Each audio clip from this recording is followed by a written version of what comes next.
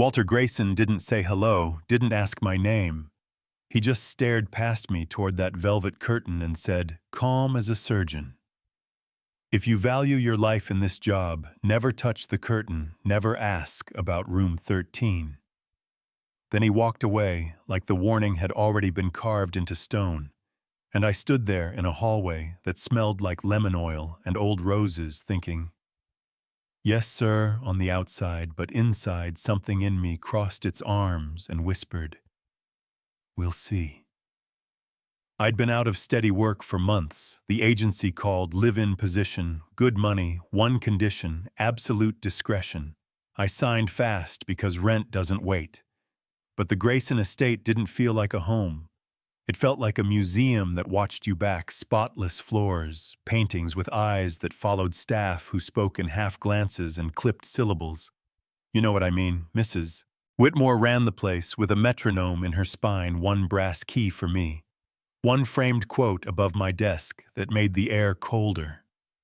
Loyalty is not given, it is earned, and once lost, it is never forgiven. And that navy curtain at the mouth of the west hallway sat like the last line of a prayer nobody was allowed to finish. The first night, the house tapped to me at 12:41. A neat rhythm, tap, tap, pause, tap, tap, pause, not pipes, not wind, too deliberate, too polite. And I whispered into the dark, Lord, give me sense, not curiosity, then slept like a person trying to fake it. But the second night I got up barefoot, breath held ear to the wall, and a voice so small it hurt said, help me, not spooky, not theatrical, just human, and my body walked away before my mind could decide if I was brave. The library gave me the name, 2 floors of oak, and time a book pulled 1 inch too far. Frankenstein. A folded note falling like a feather. If you found this, I'm still here, Ethan. I sat on the ladder and felt my heart say the quiet part out loud. They locked a child in their house and taught the walls to keep the secret. So I wrote back on a scrap from the grocery pad. Are you safe? Slid it under the curtain at midnight, pretended to keep walking, and then a square of paper slid back toward my feet like a card in a magic trick. Yes.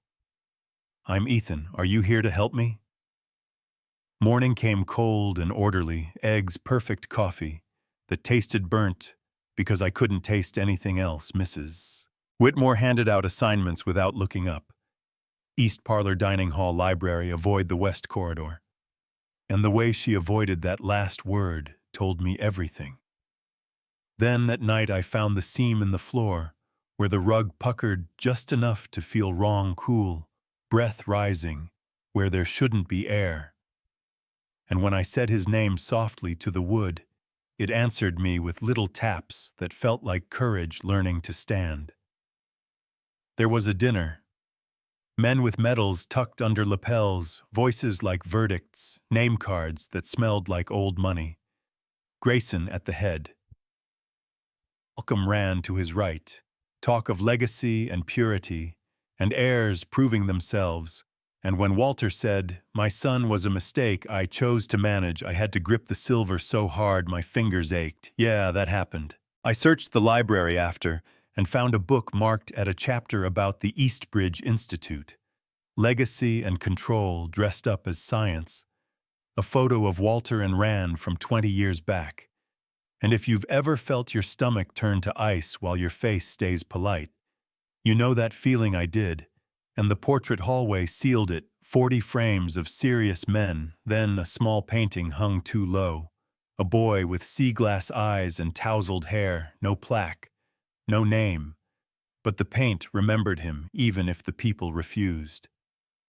Denise drifted near me like a shadow and said without moving her lips, everyone knows we just pretend not to because pretending keeps us employed. The twist hit in a ledger tucked behind the desk. A birth announcement buried in dust. Grayson Estate welcomes new arrival.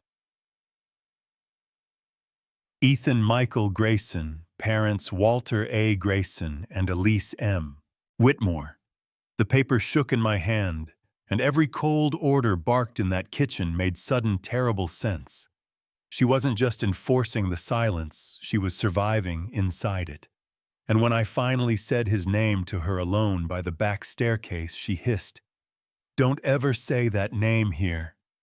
But her eyes flinched, like a mother who hadn't stopped saying it in her own head for years. She came to me at last, late, voice low, and broken on the edges. "It was supposed to be perfect," he said. "Ethan showed signs, cried at music, didn't like to be touched, didn't look at him the way a Grayson heir should. And Walter called it defect, not difference, protection, not cruelty," and I told her. He still remembered that he'd asked if she remembered him. And the way her shoulders trembled said more than any confession ever could. The transfer was set before dawn. 2 days later, a van that wouldn't say its name, men who introduced themselves as helpers and misses. Whitmore led me into the bones of the house like she was finally choosing the side she should have been allowed to choose from the start. A hidden panel behind the laundry press. A coal chute warm with old air. A rusted hatch that opened like a locked jaw. Unclenching, and there he was.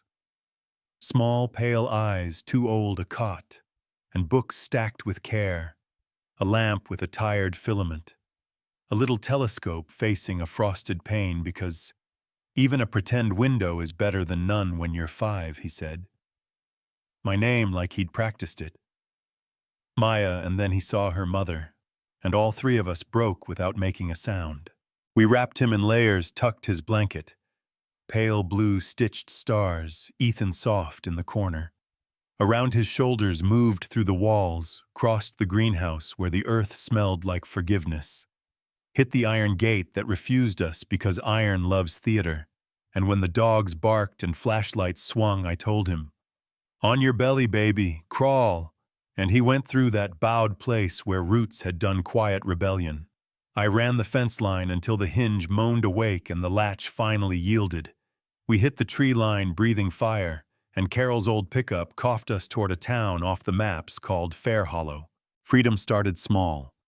A kettle that didn't scream, a door that didn't lock behind you, a porch where crickets argued about nothing.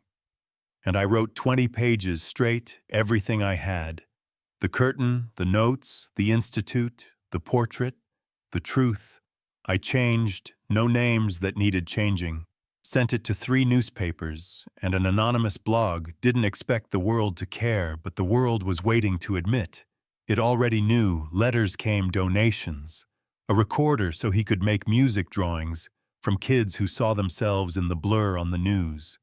And Elijah Timmons, a civil rights attorney, who looked like a man who'd made peace with fighting forever, said, "Let's press this until the walls admit they were listening the whole time." The civil case settled like a dam, deciding it's tired. The ethics probes opened. The Eastbridge people learned the cost of saying purity out loud. And somewhere in the quiet, after a cream envelope arrived, with a single line in a serif trying to sound righteous, Walter Grayson has relinquished all rights and claims regarding Ethan. Michael Grayson.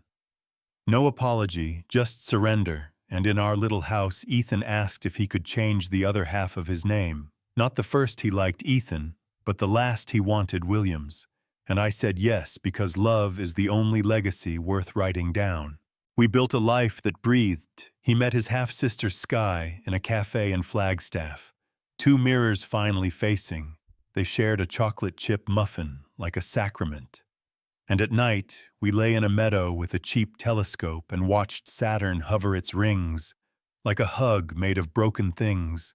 And he said, "I want to write a book about being different, not sad, just real, a map, so other kids don't get lost." And I said, "I'm your first reader." People want a clean ending, a villain kneeling, an empire repenting. But justice is messier and truer. The estate went quiet. A photo came of boards across the grand door with red paint that read, "The silence is dead." A small silver compass arrived with 4 words engraved, "He was never lost."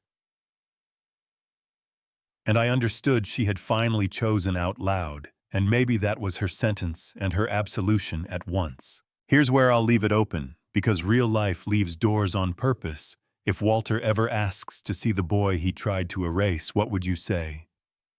Supervised visit with witnesses, and light everywhere or no, and let the no teach him something he never learned, or ask Ethan, and honor whatever a child decides about a man who traded love for legacy. I know what I lean toward, but I also know the comment section is going to teach me something I can't see from here. If you felt any of this, tell me where you're watching from, and what time it is right now. Then talk to me down there.